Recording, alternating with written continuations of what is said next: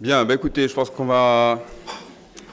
Nous allons commencer. Donc, mais au nom de la FMJF et de son comité directeur, j'ai le plaisir de vous souhaiter la bienvenue dans cette salle décriée qui a déjà accueilli de nombreux colloques de la FMJF.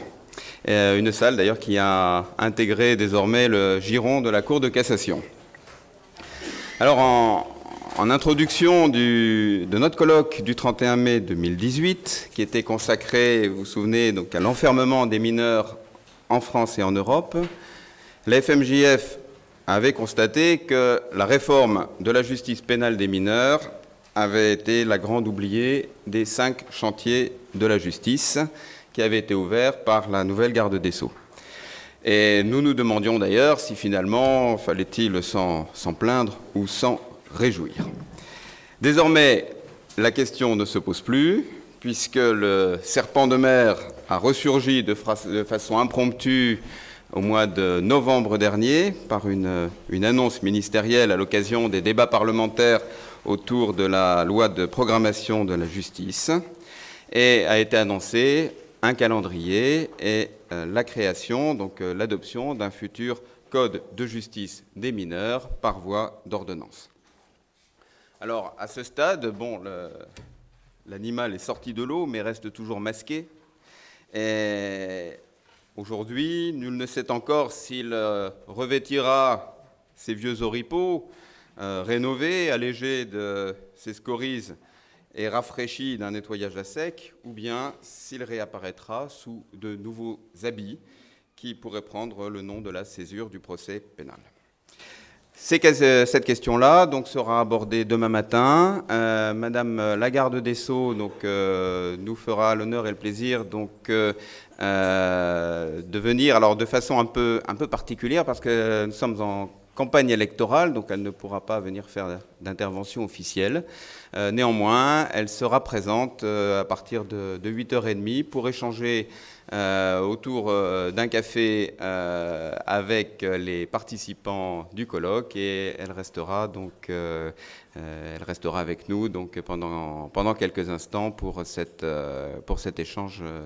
informel. Voilà, elle tenait néanmoins à venir saluer les participants du colloque, donc vous êtes les bienvenus demain pour les leftos à partir de 8h30. L'année écoulée fut également marquée dans le champ de la protection de l'enfance par le cri d'alarme, vous vous en souvenez, du tribunal pour enfants de Bobigny, qui a été relayé par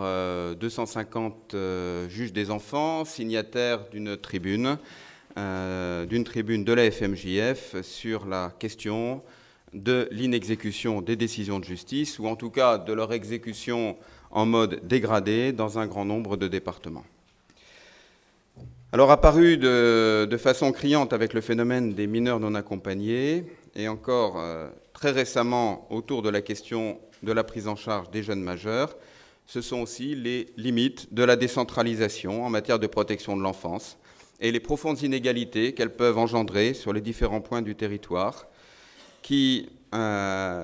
ces questions-là, en tout cas, considérons qu'elles ne pourront pas être toujours considérées comme un tabou, qui échappe à toute velléité, à toute réflexion et à toute velléité de réforme.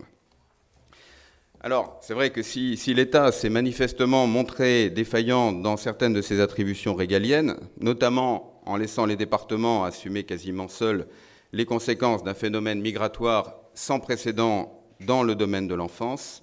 il lui appartient maintenant de reprendre la main en veillant à l'effectivité de l'exécution des décisions de justice en matière de protection de l'enfance, ce qui vaut pour l'investigation, pour les mesures d'AEMO, les mesures de placement sur le territoire métropolitain et également ultramarin.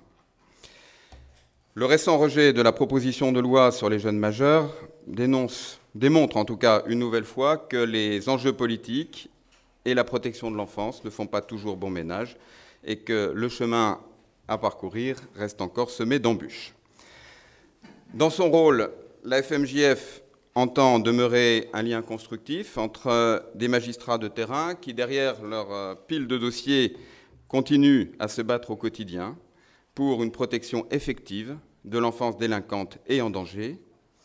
et des pouvoirs publics, que ce soit gouvernants ou législateurs, qui ont besoin de connaître les réalités du terrain pour améliorer nos dispositifs législatifs et l'adaptation entre les besoins et les moyens. Donc, au cours de l'année 2018, la FMJF a ainsi participé à plusieurs groupes de travail, des comités de pilotage, des commissions concernant la détention des mineurs, les centres éducatifs fermés, le retour des enfants de zones de conflit, la stratégie nationale de la protection de l'enfance, la simplification de la procédure pénale ou la coordination des tribunaux pour enfants. Elle participe également au Conseil national de la protection de l'enfance, au sein duquel elle bénéficie d'un représentant, elle dispose d'un représentant. Plusieurs membres de son comité directeur sont auditionnés par les parlementaires autour de sujets aussi divers que l'organisation de la justice, les mineurs auteurs d'infractions sexuelles ou la réforme, bien entendu, de la justice pénale des mineurs. Elle contribue également, en lien avec l'ENPJJ et l'ENM, à la formation des magistrats et des éducateurs. C'est ainsi qu'en novembre 2018 a été organisée une première rencontre à l'initiative de la FMJF et en lien avec l'ENM des conseillers délégués à la protection de l'enfance dans les cours d'appel, autour de plusieurs thématiques qui les concernaient tout particulièrement. Et très récemment, en février dernier, la FMJF a eu le plaisir et l'émotion aussi de participer à l'organisation des 3 journées à Roubaix, consacrées à l'œuvre et à la mémoire d'Alain Bruel, figure emblématique de la justice des mineurs, ancien président de la FMJF, dont la pensée, je dirais, toujours en mouvement autour des articulations entre l'éducatif et le judiciaire, ne cesse d'irriguer nos préoccupations et nos réflexions actuelles. La FMJF contribue également aux travaux de l'Association internationale des magistrats de la jeunesse et de la famille, dont elle préside la section européenne, afin de faire avancer les droits de l'enfant en Europe et dans le monde. Alors ce colloque de la FMJF est aussi l'occasion d'enrichir notre réflexion commune autour donc de magistrats de la jeunesse, de travailleurs sociaux, assesseurs des tribunaux pour enfants, des avocats des collectifs des mineurs, des membres de la protection judiciaire de la jeunesse, des représentants d'institutions telles que le Défenseur des droits, l'Observatoire national de la protection de l'enfance ou le Conseil national de la protection de l'enfance, également donc des anciens juges de proximité qui continuent à œuvrer dans ce domaine. Voilà, nous avons ici une assistance très, très éclectique qui va être un lieu d'échange, en tout cas, nous pensons, fructueux pour tout le monde. Donc nous aurons, je vous l'ai dit, demain matin, l'occasion de faire un focus sur la future réforme de l'ordonnance de 45, mais aujourd'hui, la thématique qui nous rassemble, de façon transversale à nos fonctions civiles et pénales, tournera autour d'une énigme. Qui sont-elles réellement ? Pourquoi nous font-elles si peur par leur mise en danger incontrôlable ? Quelles barrières internes les enferment dans une délinquance souvent thématique, à savoir la fauche dans les magasins de vêtements et de cosmétiques et la violence en bande? Pourquoi leur rapport au corps est-il aussi compliqué? Et que viennent-elles faire dans cet univers a priori si masculin de la violence religieuse radicale? Donc c'est ce défi des filles qui nous rassemble aujourd'hui autour de nos différents intervenants qui vont vous être présentés tout au long de cette journée par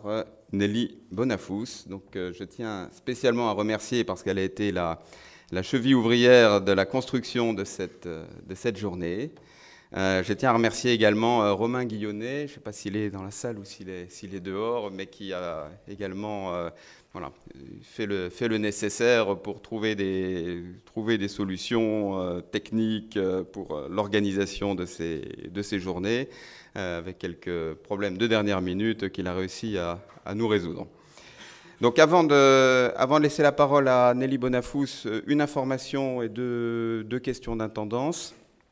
L'information qui n'est pas sur votre programme sera la présence en fin de journée de M. Adrien Taquet, qui est secrétaire d'État chargé de la protection de l'enfance et qui nous fera l'honneur de venir clôturer les travaux de la journée. Demain matin, donc, je vous l'ai dit, Madame la ministre de la Justice donc, viendra vous saluer. Madame Madeleine Mathieu, directrice de la protection judiciaire de la jeunesse,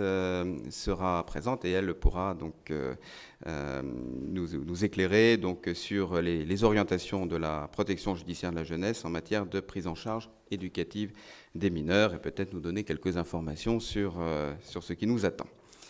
Les aspects pratiques, donc pour midi, la FMJF vous convie à un pique-nique à l'entrée de cette salle qui vous permettra à la fois de poursuivre les échanges et de reprendre nos travaux sans avoir trop à s'éloigner, puisque la journée, vous l'avez compris, va être très dense. Également, je précise que pour ceux qui sont inscrits par le biais de l'ENM ainsi que pour les avocats, n'oubliez pas de signer les feuilles d'émargement qui se trouvent à l'entrée de cette salle. Voilà, je vous remercie. Je laisse la place à Nelly.